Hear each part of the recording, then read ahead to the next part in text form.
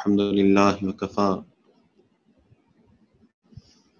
الحمد لله وكفى وسلام على عباده الذين اصطفى اما بعد۔ کل کی دو باتوں میں ہم نے یہ گزارش کی، بلکہ کل کی دو باتوں میں حضرت امام ربانی حضرت مجدد الثانی رحمۃ اللہ علیہ کا تعارف کیا کہ اللہ نے ان کو کیسی زبردست صلاحیتوں سے نوازا تھا کہ وہ صرف اس صدی کے مجدد نہیں بلکہ اسلامی تاریخ کی دوسرے 1000 سال کے مجدد بنے، اور علماء نے اس کی تائید کی کہ وہ واقعی مجدد الف ثانی ہے۔ آپ کے کارناموں میں جو اہم کارنامے تھے کہ اس وقت اکبر بادشاہ کے دین الہی کی وجہ سے جو اسلام میں بدعت کا رواج، رسومات اور خاص طور پہ ہندو رسومات جو مسلمانوں میں رائج ہو گئی تھیں، آپ نے اس کا رد کیا۔ دوسرا، جو مسلمان کے تصوف کے مسائل میں جو اختلاف مشائخ میں تھے، آپ نے ان کو حل کیا۔ اور تیسرا، یہ آپ ہی کی زبردست محنت تھی کہ ہندوستان کے بڑے بڑے جرنیل اور پھر آخر کو مغل بادشاہ یہ اس تصوف کی لائن، اصلاح کی لائن پر آئے، جس کی وجہ سے شریعت کا نفاذ پاک و ہند کے علاقے میں بہترین انداز میں ہوا۔ تاریخ اسلام میں اس برِ صغیر میں جو بہترین اسلامی دور تھا وہ اورنگزیب عالمگیر رحمۃ اللہ علیہ کا، اور یہ دور حضرت مجدد الثانی رحمۃ اللہ علیہ کی محنتوں سے آیا۔ جہانگیر بادشاہ کے دور میں حضرت مجدد رحمۃ اللہ علیہ کا انتقال ہو گیا، اور پھر جہانگیر بادشاہ نے حضرت خواجہ معصوم رحمۃ اللہ علیہ سے رجوع فرمایا، جو حضرت مجدد الثانی رحمۃ اللہ علیہ کے صاحبزادے تھے، اور پھر جہانگیر بھی فوت ہوئے، اور اورنگزیب عالمگیر رحمۃ اللہ علیہ نے بھی حضرت خواجہ معصوم رحمۃ اللہ علیہ سے بیعت بھی کی اور باقاعدہ سلوک بھی سیکھا۔ اور سلوک سیکھنے کا اورنگزیب عالمگیر رحمۃ اللہ علیہ کو اتنا شوق کہ آپ حضرت کے پاس آتے کئی مرتبہ، تو آپ نے ایک مرتبہ گزارش یہ کی کہ حضرت دل چاہتا ہے بس آپ ہی کے پاس رہ جاؤں، مگر اللہ نے میرے اوپر یہ ذمہ داری دی ہے کہ مجھے ملک کا بادشاہ بنایا تو سارے یہ امور جو اتنا بڑا بر صغیر ہے اس کے بھی دیکھنے ہوتے ہیں، تو اگر کوئی ایسے خلیفہ آپ کے ہوں جو آپ ہمارے یہاں بھیج دیں تو ان کی صحبت میں رہ کے میں یہ پورا سلوک سیکھ جاؤں۔ حضرت خواجہ معصوم رحمۃ اللہ علیہ نے ان کے بڑے خلیفہ اور ان کے اپنے صاحبزادے خواجہ سیف الدین حضرت مجدد رحمۃ اللہ علیہ کے پوتے، ان کو اورنگزیب عالمگیر رحمۃ اللہ علیہ کی طرف روانہ کیا، اور اورنگزیب عالمگیر رحمۃ اللہ علیہ سے فرمایا کہ یہ جیسے آپ کو کہیں آپ ویسے کرتے جائیں تو آپ کو اصلاح نصیب ہوگی۔ اور اللہ تعالیٰ نے اورنگزیب عالمگیر رحمۃ اللہ علیہ کو بھی صاحب نسبت بنایا۔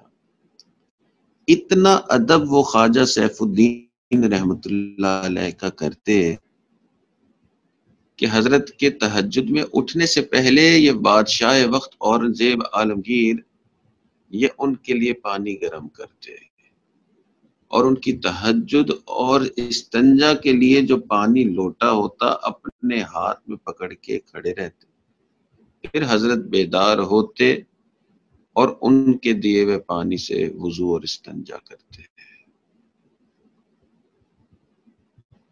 تو سلسلہ عالیہ نقشبندیہ میں ایک خاص مقام حضرت مجدد الثانی رحمۃ اللہ علیہ کو حاصل ہے، مگر یہ سلسلہ ہے، یعنی نبی علیہ الصلوۃ والسلام سے یہ سلسلہ چلا حضرت سیدنا صدیق اکبر رضی اللہ عنہ پر، وہاں سے حضرت سلمان فارسی، پھر حضرت قاسم بن محمد بن ابو بکر، پھر اس طرح آگے چلتے چلتے یہ خواجہ نقشبند بخاری رحمۃ اللہ علیہ، حضرت مجدد الثانی رحمۃ اللہ علیہ، اور پھر اس سلسلے میں صرف حضرت مجدد رحمۃ اللہ علیہ ایک ستارے نہیں، بلکہ ہر بزرگ ایک بہت بڑا ستارہ، انگریزی زبان میں یوں کہیں گے ہر بزرگ ایک سپر سٹار تھا۔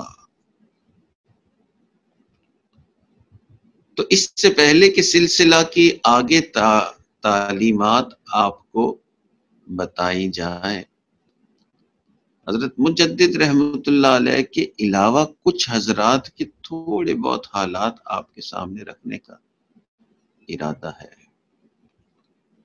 چنانچہ اس سلسلے میں ایک اور بزرگ گزرے ہیں،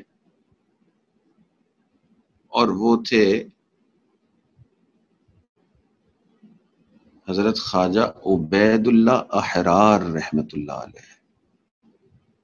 یہ حضرت مجدد رحمۃ اللہ علیہ سے پہلے کے بزرگ ہیں، تو ایسا نہیں کہ حضرت مجدد رحمۃ اللہ علیہ کے بعد بہت سارے سپر سٹارز پیدا ہوئے، نہیں، سلسلے میں حضرت مجدد سے پہلے بھی جو بزرگ تھے وہ بھی بہترین اللہ والے۔ تو آج کی اس محفل میں حضرت مجدد رحمۃ اللہ علیہ سے پہلے جو بزرگ تھے ان کا تذکرہ، اور کل کی مجلس میں حضرت مجدد رحمۃ اللہ علیہ کے بعد والے بزرگوں میں سے چند بزرگ کا تذکرہ۔ چنانچہ خواجہ عبید اللہ احرار رحمۃ اللہ علیہ بڑے اللہ والے، بڑے صاحب نسبت بزرگ، حضرت مجدد الثانی رحمۃ اللہ علیہ اپنے مکتوبات میں ان کا بہت تذکرہ فرماتے ہیں، اور ان کے اقوال کو سند لیتے تھے، تصوف میں ان کے اقوال کو سند مانتے تھے۔ اور خواجہ عبید اللہ احرار وہ بزرگ کہ ملا جامی، جو لوگ درس نظامی پڑھ رہے ہیں یا جو علماء ہیں ان کو بہت اچھی طرح سے پتا ہوگا، ملا جامی رحمۃ اللہ علیہ، شرح جامی جنہوں نے تحریر فرمائی، یہ ملا جامی بھی سلسلہ عالیہ نقشبندیہ ہی سے تعلق رکھتے تھے، خواجہ عبید اللہ احرار رحمۃ اللہ علیہ کے بڑے خلفاء میں سے اور بڑے مریدین میں سے تھے۔ تو ابھی ملا جامی رحمۃ اللہ علیہ بیعت نہیں ہوئے تھے، تو انہوں نے سوچا کسی اللہ والے سے تعلق قائم کرتا ہوں، بیعت کرتا ہوں۔ خواجہ عبید اللہ احرار کی بڑی تعریفیں انہوں نے سنی تھی، تو سفر کر کے جو ہے وہ حضرت کی خدمت میں پہنچے، اور جب حضرت کے پاس پہنچے تو انہوں نے تو سنا ہوا تھا بڑے کوئی اللہ والے ہیں، بڑے کوئی بزرگ ہیں، تو ذہن میں بزرگوں کا تذکرہ تو یہی تھا کہ دنیا سے خوب بے رغبت ہوں گے، اور ہر وقت بس وہاں پہ جو ہے وہ ترک دنیا کا سبق دیا جاتا ہوگا۔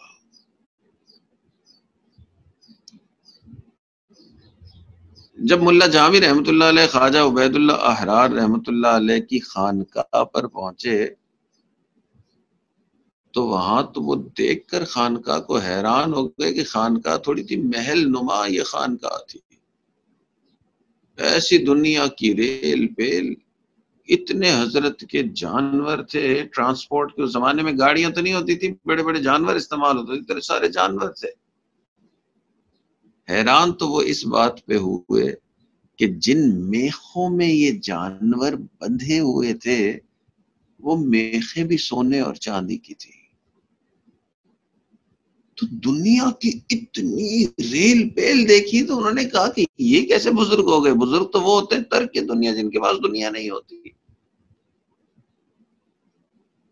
اور ذہن میں بھی یہی خاکہ لے کے گئے ہوں گے کہ جو بزرگ تو بس ایسے ہوں گے کہ جن کے پاس رہنے کے لیے صحیح جگہ نہیں ہوگی، کھانے کے لیے کھانا نہیں ہوگا، اور بس دنیا سے ان کا کوئی تعلق ہی نہیں ہوگا۔ اور یہاں تو گھر تھوڑی تھا ان کا، اور گھر حضرت کا محل جیسا، نوکر چاکر ہیں، اور بڑے بڑے جانور آپ کی سواری کے لیے، اور جانوروں کو میخیں جو ہیں وہ بھی سونے چاندی کی۔ تو ملا جامی رحمۃ اللہ علیہ کے دل میں آیا کہ جی یہ کوئی اللہ والے نہیں ہے، اور حضرت سے ملاقات کیے بغیر ہی واپس تشریف لے گئے۔ اب لمبا سفر کر کے آتے، کئی دنوں کا سفر تھا، مگر ملاقات ہی نہیں کی واپس۔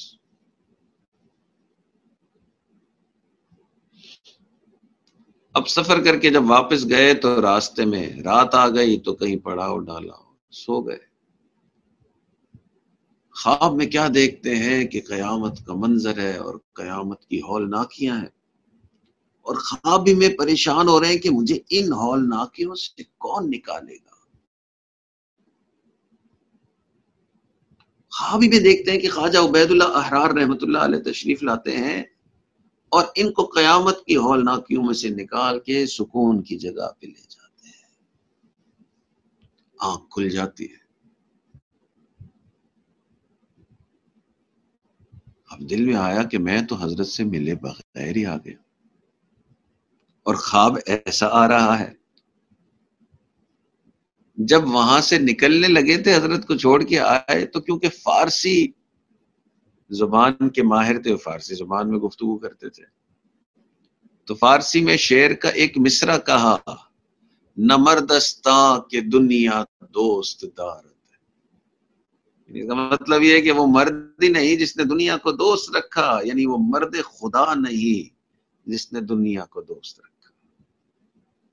تو فرمایا وہ نہ مردستاں کہ دنیا دوست دارد، یہ کہہ کے اور چھوڑ کے آ گئے، مگر خواب ایسا آیا کہ جی قیامت کی ہولناکیوں میں سے خواجہ عبید اللہ احرار نے بچانا ہے۔ دل نے مانا نہیں تو فیصلہ کیا نہیں، واپس جاتا ہوں، حضرت سے ملاقات کر لیتا ہوں۔ واپس سفر کیا، واپس حضرت کی خانقاہ پہ پہنچے۔ اس مرتبہ خانقاہ میں اندر داخل ہوئے تو حضرت کی مجلس لگی ہوئی تھی، حضرت تشریف فرما تھے اور حضرت کے مریدین سامنے بیٹھے ہوئے۔ یہ جیسے ہی مجلس میں داخل ہوئے، حضرت نے فرمایا مولانا واپس آ گئے۔ جب یہ کہا کہ مولانا واپس آ گئے تو یہ تو پریشان ہو گئے کہ یہ حضرت کو کیسے پتا چلا کہ میں آیا تھا اور آ کر چلے گیا۔ انہوں نے عرض کی حضرت بالکل واپس آ گیا۔ حضرت نے فرمایا اچھا، جاتے ہوئے جو مصرع کہا تھا وہ واپس سنائے۔ اب تو یہ اور پریشان ہو گئے کہ یہ کیسے پتا چلا حضرت کو۔ اب بڑے ہی پریشان بھی کہ جی یہ تو میں نے اپنے دل میں کہا تھا نہ مردستاں کی دنیا دوست دار، اور حضرت کو یہ پتا چل گیا۔ اب کیونکہ حضرت نے کہہ دیا کہ جی بتائیں یہ کیا آپ نے مصرع کہا تھا، تو انہوں نے کہا حضرت ویسے ہی کہہ دیا تھا، بس یہ میں نے کہہ دیا کہ نہ مردستاں کہ دنیا دوست دار۔ حضرت نے اس شعر کو مکمل فرمایا اور فرماتے ہیں اگر دارد برائے دوست دارد، کہ اس دنیا کو بھی اگر دوست رکھا ہے تو اس ایک دوست کی وجہ سے اس دنیا کو دوست رکھا ہے۔ یہ جو تین دنیا نظر آ رہی ہے یہ دنیا کی محبت کی وجہ سے نہیں، اس سے بھی تعلق اللہ کی وجہ سے رکھا ہے۔ تو سلسلہ عالیہ نقشبندیہ کے ہر بزرگ ایک ستارہ۔ اسی طرح حضرت مجدد الثانی رحمۃ اللہ علیہ کے جو اپنے شیخ تھے، ان کا نام حضرت خواجہ باقی باللہ رحمۃ اللہ علیہ تھا۔ یہ بھی اپنے وقت کے بڑے ستارے تھے، اور حضرت مجدد رحمۃ اللہ علیہ کیونکہ ان کے وہ شیخ تھے، مکتوبات میں حضرت باقی باللہ رحمۃ اللہ علیہ کی بہت زیادہ تعریفات کرتے ہیں اور ان کے علوم سے بہت فائدہ اٹھائے۔ ان کی صحبت میں 2-3 مرتبہ بہت لمبے لمبے عرصے کے لیے وقت گزارا، مہینوں پہ محیط۔ تو انہی کا ایک واقعہ حضرت مجدد رحمۃ اللہ علیہ نقل فرماتے ہیں، اور یہ بات سنا کے آج کی بات مکمل کریں گے، کہ حضرت خواجہ باقی باللہ رحمۃ اللہ علیہ جو تھے، ان سے بھی ایک دنیا محبت کرتی تھی۔ آپ کے گھر کے سامنے ایک نان بائی تھا، یعنی یوں سمجھ لیں کہ تندور لگا ہوا تھا اور ہوٹل تھی، چھوٹی سی ریسٹورانٹ جس کو کہیں گے۔ تو وہ جو ریسٹورانٹ کا اونر تھا نا، نان بائی، وہ حضرت کا مرید تھا اور حضرت کا دیوانہ تھا، بہت محبت رکھتا تھا۔ مگر اس کے ذہن میں یہ ہوتا تھا کہ میں حضرت سے محبت تو کرتا ہوں، مگر حضرت کو تو چاہنے والے بڑے بڑے علماء ہیں، اور حضرت کو چاہنے والے پتہ نہیں کون کون سے ملک سے آتے ہیں، اور کیسے زبردست لوگ ہیں، اور میں تو ایک عام سا نان بھائی ہوں، نہ مجھے دین کا علم آتا ہے، نہ میں کوئی بڑا دنیاوی عہدے کا ہوں۔ تو دل میں یہی رہتا تھا کہ میں حضرت سے محبت تو کر سکتا ہوں، مگر میں اس سلوک میں آگے نہیں بڑھ سکتا۔ یہ نان بھائی کے دل کی کڑن تھی، مگر حضرت سے محبت شدید تھی۔ ایک مرتبہ حضرت کی خانقاہ پہ مہمان آئے رات کے وقت، اور حضرت خانقاہ پہ آنے والے مہمانوں کو بہت اکرام کرتے تھے، فکر رکھتے تھے ان کے رہنے کی، کھانے کی، ان چیزوں کی، ان کی کمفرٹ کا خیال۔ مہمان تھے اللہ کو ڈھونڈتے ہوئے جو آئے۔ اب رات کے وقت مہمان دیر سے پہنچے، بارشوں کا وقت تھا، اور اللہ کی شان، یہ جب پہنچے تو حضرت کو پتہ چلا کہ جی دور سے سفر کر کے کچھ حضرات آئے ہیں، اور رات کو دیر سے پہنچے ہیں، ظاہر ہے رات کا کھانا بھی نہیں کھایا ہوگا۔ بارش کا وقت تھا، ہر طرف گرج چمک کے ساتھ بارش ہو رہی تھی، اور جو اماں جی صاحبہ تھیں حضرت کی اہلیہ محترمہ، وہ بھی بیمار۔ اب حضرت پریشان ہیں کہ ان کے کھانے کا بندوبست کیسے کیا جائے، اتنا سفر کر کے پہنچے ہیں، اور کھانا بھی رات دیے بغیر سلا دیا جائے تو یہ اچھا نہیں۔ اماں جی بھی بیمار، اور بارش اتنی تیز تھی کہ کہیں جا بھی نہیں سکتے تھے کھانا لینے کے لیے۔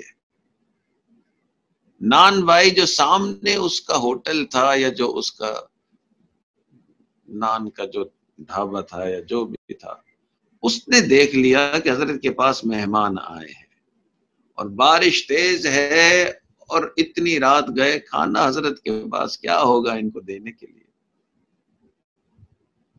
تو خود ہی سوچا کہ کچھ سالن تیار کر لوں اور کچھ روٹیاں تیار کر لوں۔ سالن اور روٹی تیار کی، اور جا کے ان کو کھانا بھی دیا، اور کھانا بہت ہی تسلی کے ساتھ خدمت کر کے کھلا بھی دیا کہ یہ حضرت کی طرف سے ہے۔ اب وہ جو سفر کر کے آئے تھے، انہوں نے سیر ہو کے کھانا کھا لیا، اور وہ آرام سے سو گئے۔ حضرت اتنا پریشان تھے کہ کیا کروں، مہمان آئے ہیں اور ان کو کھانا بھی نہیں دے سکتا۔ جب حضرت کو پتہ چلا کہ جی مہمانوں نے تو کھانا کھا لیا، اور سامنے سے نان بھائی نے بس دیکھا، حضرت کے کہے بغیر وہ یہ خدمت کرنے آ گیا، تو حضرت کی بھی محبت نے جوش مارا۔ نان بھائی کی تو محبت عروج پہ تھی ہی صحیح، کہ وہ خدمت کا کوئی موقع جانے نہیں دینا چاہتا تھا، مگر حضرت کو بھی بہت جوش آیا۔ حضرت نے بلایا اس کو، رات دیر کا وقت، تہجد کے اوقات تھے، اور حضرت نے اس نان بھائی کو بلایا اور اس سے کہا کہ آج بہت زیادہ تیرے اس عمل نے میرے دل کو خوش کیا ہے، اور یہ بڑی ہی برکت والا وقت بھی ہے، اور مجھے امید ہے اس وقت میں اللہ سے جو مانگوں گا اللہ تعالیٰ عطا کریں گے۔ تو اگر تو کوئی چیز اس دنیا میں چاہتا ہے جو تجھے مل جائے تو میں اس کے لیے دعا کر دیتا ہوں۔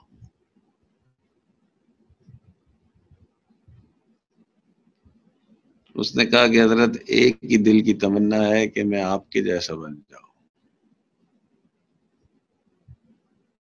تو اگر دعا کرنے کہ مجھے یہ نعمت مل جائے کہ جیسے آپ ہیں میں ویسا ہی ہو جاؤں. حضرت نے کہا کہ یہ تو کچھ اور مانگ لے. اس نے کہا نہیں حضرت، اگر آپ کہہ رہے ہیں دل کی تمنا، تو دل کی تمنا یہی ہے. میں نے فرمایا اچھا. میں نے کہا آ جا میرے ساتھ. اس کو کمرے میں لے گئے. میں نے کہا تو بھی مراقبہ کر. اس نے مراقبہ کیا اور حضرت نے خوب اس کو توجہات دی.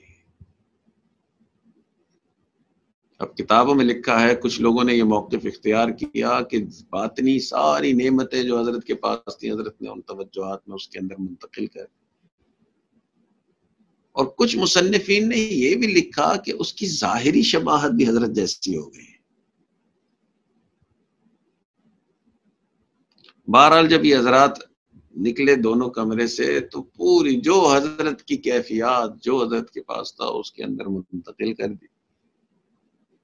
اب کیونکہ اس نے پورا باقاعدہ سلوک طے نہیں کیا تھا تو ان کیفیات کو برداشت وہ نہ کر سکا اور چند دن میں وہ فوت ہو گیا. مگر بہرحال اس کیفیت میں اللہ کے پاس پہنچنا یہ دنیا کی بہت بڑی سعادت ہے. تو اس سلسلہ کے بڑے بزرگوں میں سے خواجہ باقی باللہ رحمۃ اللہ علیہ بھی تھے، خواجہ عبید اللہ احرار بھی تھے. یہ حضرت مجدد رحمۃ اللہ علیہ سے پہلے کے بزرگ، اور حضرت مجدد رحمۃ اللہ علیہ کے بعد بھی آنے والے جتنے بزرگ ایک سے ایک بڑھ کے ستارہ تھا. تو آج کی مجلس میں اتنا ہی. یہ جو ہماری دو باتیں ہیں یہ دو سے بڑھ کے 3-4 تک پہنچ گئی ہیں. اس کو 2 باتوں میں ہی رہنے دینے کی کوشش کریں گے انشاءاللہ. آج زیادہ ہو گیا، کل انشاءاللہ جو حضرت مجدد رحمۃ اللہ علیہ کے بعد والے جو آنے والے بزرگ ہیں کچھ ان کا تذکرہ کریں گے اور پھر واپس اس سلوک کی تعلیمات کی طرف انشاءاللہ جائیں گے. اللہ تعالیٰ جو کچھ کہا گیا سنا گیا اللہ تعالیٰ اس پر عمل کی توفیق عطا فرمائے. دعا کر لیجیے. الحمدللہ رب العالمین والصلاة والسلام علی سید الانبیاء والمرسلین. اللہم انا نسألک علما نافعا وعملا متقبلا ولسانا ذاکرا وقلبا خاشعا ورزقا واسعا وشفاء من كل داء. وصلی اللہ تعالی علی حبیبہ سیدنا محمد وعلی آلہ واصحابہ اجمعین برحمتک یا ارحم الراحمین.